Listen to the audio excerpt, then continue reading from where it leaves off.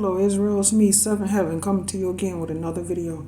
We're going to listen to them talk about the flat earth and the conspiracy of it. Okay, I have no rights to the video or music, strictly for educational purposes only. Let's get into it, Israel. To represent a three-dimensional globe as a two-dimensional image that can be printed onto paper.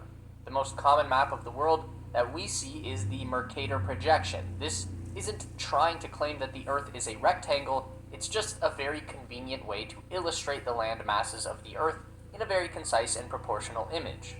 Coming back to our flat Earth projection though, since the North Pole is the center of the world, the South Pole continent of Antarctica must in turn be an all-encompassing ring of permanent ice and snow. This is the edge of the flat Earth. If there were no physical barrier at the end of the flat Earth, then all of the water in the oceans would simply drain off, which would be silly. So instead, what we have acting as our containment is a 45-meter vertical wall of solid ice, Game of Thrones style. According to flat Earth mythology, there is no Antarctic continent, only an impassable wall of ice that prevents us from reaching the physical walls of the dome. We'll get to the dome in a bit. And even if you were to attempt to scale the wall yourself, you'd be met by the armed security that guard the ice wall and permanently imprison anyone daring to approach. Sounds very mysterious and terrifying, and as recently as 60 years ago, that might have passed for something that the average person would believe. That is, until things like Antarctic cruise lines became a thing. Now we have giant boats that ferry thousands of people to the coast of Antarctica, where they find that instead of a great wall of ice, there are just a bunch of penguins occupying a very usual coastal geography. Of course, there are sections of the Antarctic coast that are just solid slabs of ice. That is real, but it's not true across the entire board. There are plenty of areas along the coast that are low and flat or rocky and mountainous. But maybe people only think that they're seeing Antarctica. The people in charge could just be sending them to some random island off the coast of South America that's specifically designed to maintain the illusion. How would you know? GPS? More like government positioning system. And just look at penguins and try to tell me that's an actual animal and not a specifically designed robot. You probably still think birds are real. The flat Earth map might also be a bit easier to sell if we didn't have airplanes, because this adds another layer of complication.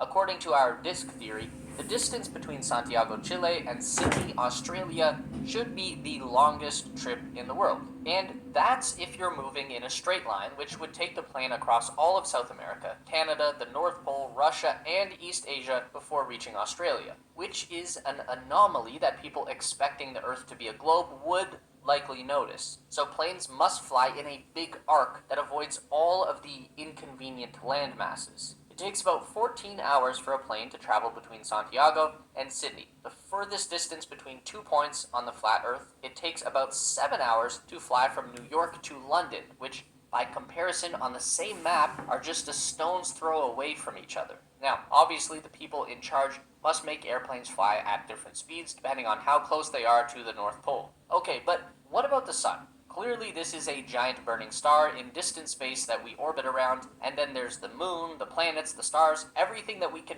clearly see above our heads. And now we enter the firmament. This is a great dome that encapsulates the flat Earth and contains everything that we see in the sky and so-called outer space. Because if the Earth is a flat disk and the sun is a gigantic light millions of miles away from it, then there would be no day and night cycle. So therefore the sun must be significantly smaller and closer than what we've been led to believe. On the flat Earth, the sun is still a glowing ball of light, but it's only about 50 kilometers in diameter, and it moves in a circular pattern around the outer edge of the disk, but within the dome of the firmament. The moon behaves in a similar pattern, circling on an opposite position to the sun. That's why we see one during the day and one at night. They're at opposite ends of the disk, except for those times when we clearly see the sun and moon at the same time. But that's probably just a reflection off the dome or something. And because of the inverse square law, which explains that the closer a light source is, the faster the light will fall off into the darkness, The close sun still explains the day and night cycle. What it doesn't explain, however, is the solar eclipse. These definitely happen, even though the people in charge do their very best to try and convince you not to look directly at it. This is a phenomenon that is typically explained by the moon passing in between the Earth and the sun and creating a shadow.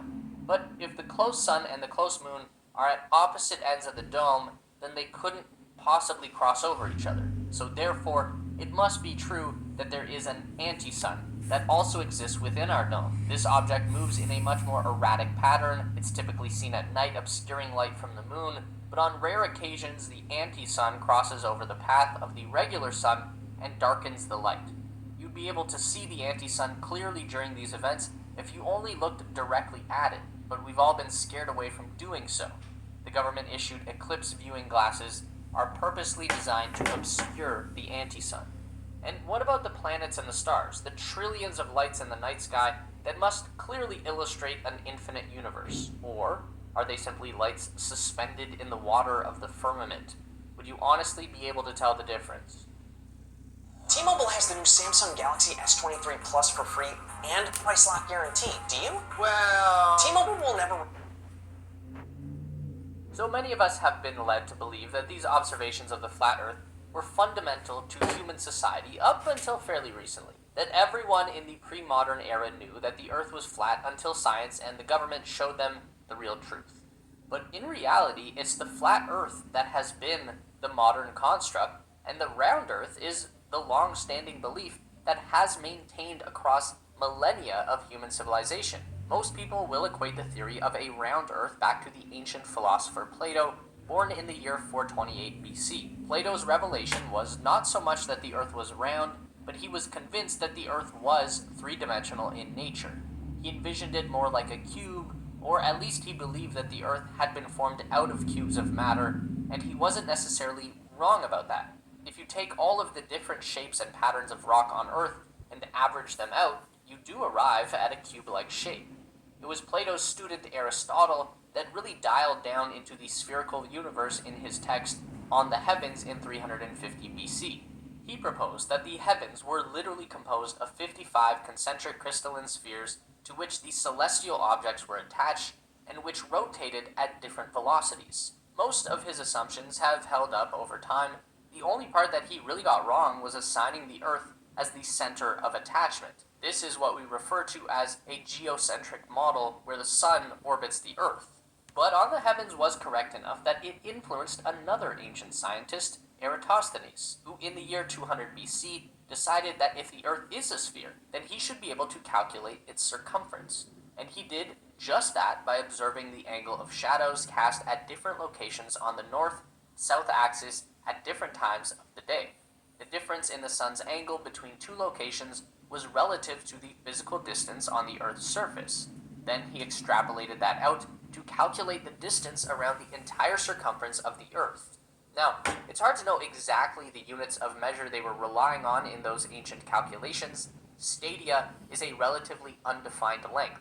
But if we assume it's the average length of a Roman stadium, then Eratosthenes was correct about the size of the Earth to within about a 10% margin of error. And then, 1,500 years after the time of Plato, people were still so firm in their belief of a round Earth that they attempted to sail completely around it. Christopher Columbus sailed west from Spain with the full intention that he would find a new route all the way to China and India.